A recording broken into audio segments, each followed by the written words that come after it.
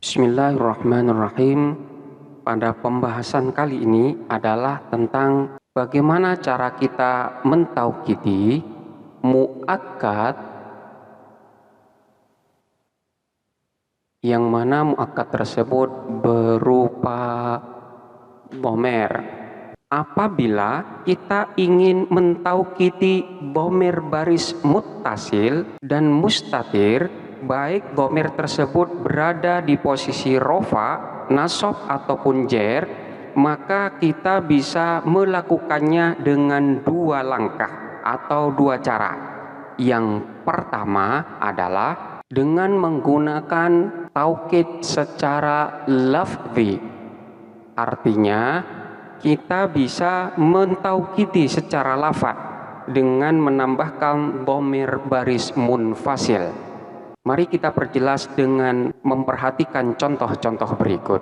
Contoh untuk mentaukidi dhamir baris yang muttasil yang dalam keadaan rofa, sementara taukidnya atau muakkidnya dengan menggunakan dhamir baris munfasil yang sama-sama dalam keadaan rofa pula.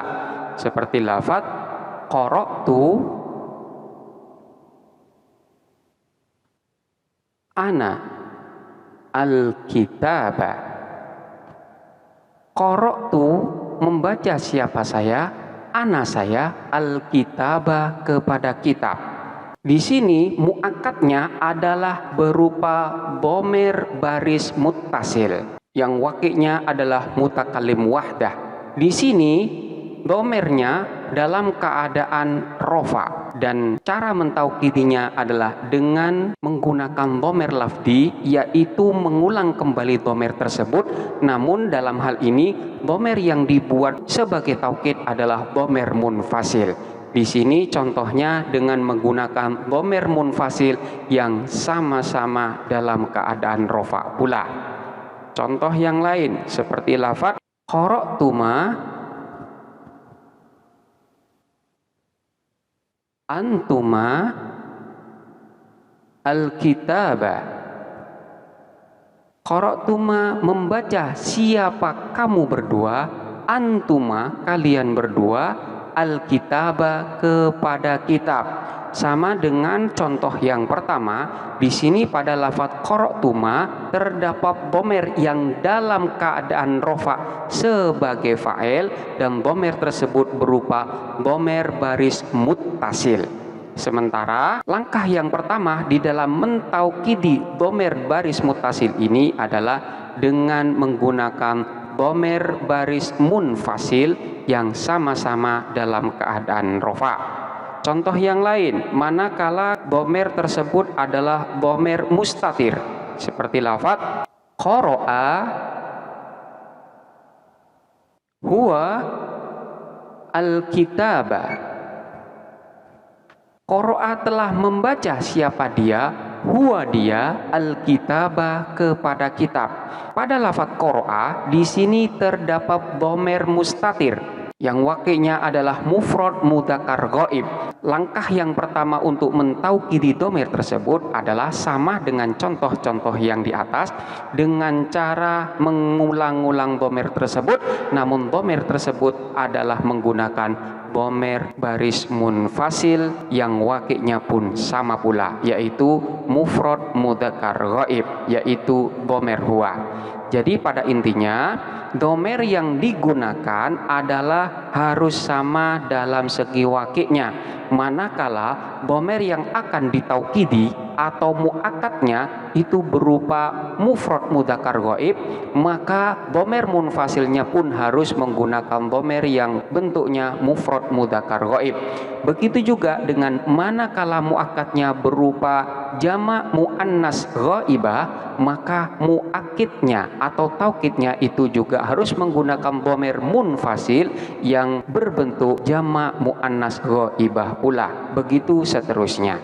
Ketiga contoh ini adalah contoh manakala muakkadnya, yaitu kalimat yang ditaukidi itu berupa dhamir muttasil baris maupun dhamir mustatir yang dalam keadaan rofa. Kemudian muakkidnya atau lafadz yang digunakan sebagai taukid itu adalah dhomer munfasil yang dalam keadaan rofa pula. Berikutnya adalah contoh dari muakkad yang berupa dhomer baris muttasil yang dalam keadaan nasab, tetapi muakkidnya atau dhomer yang digunakan sebagai taukid itu adalah dhomer munfasil yang dalam keadaan rofa. Seperti lafadz Khalidun borobani ana. Khalidun adapun Khalid, boroba ialah memukul siapa Khalid, ni kepadaku, ana saya. Kita perhatikan lafaz borobani, ni ini adalah dhomer baris muttasil yang dalam keadaan nasab sebagai maf'ul dari lafaz boroba. Di sini ketika dhomer ni yaitu dhomer muttasil baris yang dalam keadaan nasab ini manakala ingin ditaukidi, maka taukidilah dengan menggunakan dhomer lafdi. Caranya dengan menggunakan dhomer munfasil yang bentuknya dalam keadaan rofa. Dari contoh ini kita bisa memberikan kesimpulan bahwa dhomer yang dapat digunakan untuk menjadi lafadz taukid lafdi dalam hal ini adalah dhomer baris munfasil yang dalam keadaan rofa, bukan dhomer baris munfasil yang dalam keadaan nasab. Kemudian contoh yang lain seperti lafadz Khalidun dorobakum antum. Khalidun adapun Khalid, doroba telah memukul siapa Khalid, kum kepada kalian, antum kalian. Lafadz kum ini adalah dhomer baris muttasil yang dalam keadaan nasab sebagai maf'ul daripada lafadz doroba. Kemudian muakkidnya atau lafadz yang digunakan sebagai taukid itu berupa dhomer. Maka dhomer yang digunakan di sini adalah dhomer baris munfasil yang dalam keadaan rofa. Contoh yang lain seperti lafadz dorobaha hiya. Doroba telah memukul siapa Khalid, ha kepada dia perempuan satu, hiya dia. Hiya ini merupakan muakkid atau lafadz taukid lafdi dari dhomer ha yaitu dhomer muttasil yang baris. Dari contoh-contoh ini kita bisa mengambil kesimpulan bahwa manakala kita ingin mentaukidi dhomer muttasil baris ataupun dhomer mustatir, maka lafadz taukid yang digunakan itu adalah dhomer munfasil yang bentuknya dalam keadaan rofa. Tidak boleh menggunakan dhomer munfasil yang dalam keadaan nasab. Hal tersebut boleh digunakan selama waqi atau pelaku daripada dhomer tersebut masih sama. Artinya manakala muakkadnya berupa mufrad muannas mukhatabah, maka dhomer munfasil yang digunakan sebagai taukid itu juga harus sama yaitu mufrad muannas mukhatabah. Demikian seterusnya manakala muakkadnya berupa mutakallim wahda, maka muakkidnya atau lafadz yang digunakan sebagai taukid tersebut juga harus sama berupa mutakallim wahda seperti pada contoh yang pertama ini. Jadi ini sama-sama mutakallim wahdah, kemudian yang kedua ini sama-sama berupa jamak mudzakkar mukhatab, kemudian contoh yang ketiga ini sama-sama berupa mufrad muannas ghaibah.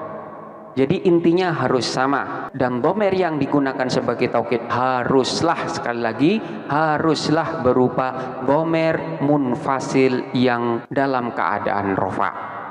Selanjutnya langkah kedua atau cara kedua untuk mentaukidi muakkad yang berupa dhomer, baik dhomer tersebut dhomer muttasil baris maupun dhomer mustatir, adalah dengan cara taukid maknawi, yaitu dengan menggunakan lafadz-lafadz khusus.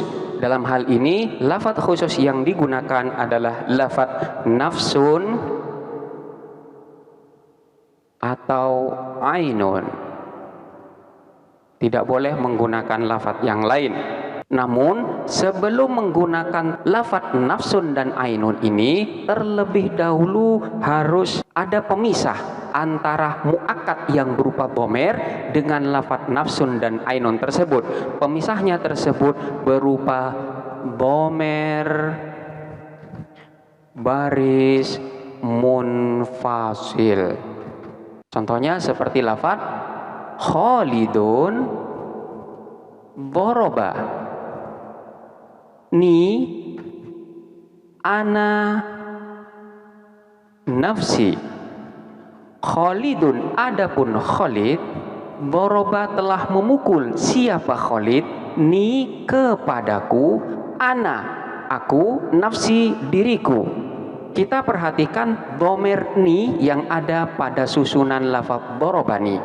Bomer di sini adalah bomer baris muttasil yang dalam keadaan nasab sebagai maf'ul daripada lafaz boroba.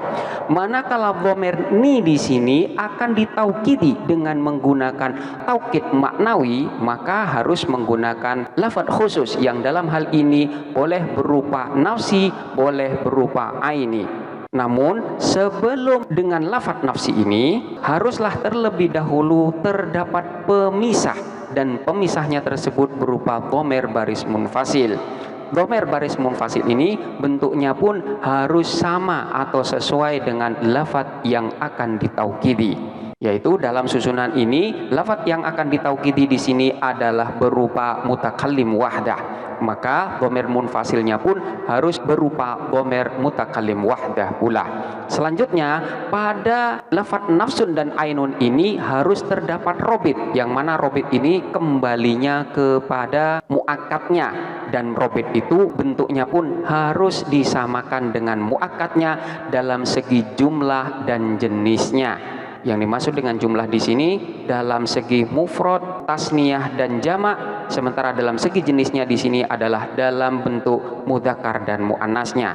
Contoh yang lain seperti lafadz Khalidun borobaka anta nafsaka. Khalidun, adapun Khalid, boroba ialah memukul. Siapa Khalid? Ka, kepadamu, anta, kamu, nafsaka, dirimu. Di sini muakkadnya adalah bomer ka yang dalam keadaan nasab. Maka muakkidnya atau lafadz yang digunakan sebagai taukid itu juga harus dalam keadaan nasab pula. Kita perhatikan lafadz nafsaka di sini tanda nasabnya adalah dengan menggunakan fathah. Selanjutnya sebelum dia itu ditaukidi dengan lafadz nafsun harus terdapat pemisah, dan pemisahnya tersebut berupa bomer baris munfasil yang bentuknya pun harus sama dengan lafadz yang ditaukidi. Di sini bentuknya sama-sama berupa mufrad, mudzakkar, mukhatab. Selanjutnya pada lafadz nafsun di sini terdapat robit, yang mana robit di sini sebagai pengikat dan bentuknya pun harus sama dengan lafadz yang ditaukidi, yaitu sama-sama berupa mufrad, mudzakkar, mukhatab. Contoh yang lain, Khalidun borobaha nafsaha. Khalidun, adapun Khalid, boroba telah memukul. Siapa itu Khalid? Ha, kepada dia perempuan satu, nafsaha, dirinya perempuan tersebut. Di sini muakkadnya adalah bomer ha. Kemudian taukidnya adalah menggunakan taukid maknawi, yaitu menggunakan lafadz nafsun. Dalam susunan ini tidak diperkenankan mentaukidi secara langsung sebagaimana dalam susunan ini. Haruslah ada pemisah, dan pemisahnya tersebut berupa bomer baris munfasil. Jadi susunan ini tidak diperkenankan. Seharusnya di sini terdapat pemisahnya, yaitu lafadz hiya. Borobaha hiya nafsaha. Khalidun, adapun Khalid, doroba telah memukul. Siapa Khalid? Ha, kepada satu orang perempuan, hiya dia, nafsaha dirinya perempuan tersebut. Jadi yang betul adalah dorobaha hiya nafsaha. Untuk lafadz nafsun di sini bisa diganti dengan lafadz ainun. Jadi Khalidun borobani ana aini. Kemudian Khalidun borobaka anta ainaka, atau Khalidun borobaha hiya ainaha. Begitu seterusnya. Ini adalah dua langkah atau dua cara manakala kita ingin mentaukidi muakkad yang berupa dhamir muttasil baris maupun dhamir mustatir. Maka langkah yang pertama adalah dengan menggunakan taukid secara lafzi, yaitu dengan mengulang-ulang lafadz yang ditaukidi. Dalam hal ini, lafadz yang digunakan sebagai muakkid atau lafadz taukid itu haruslah berupa dhamir baris munfasil yang bentuknya pun harus sama dengan muakkadnya.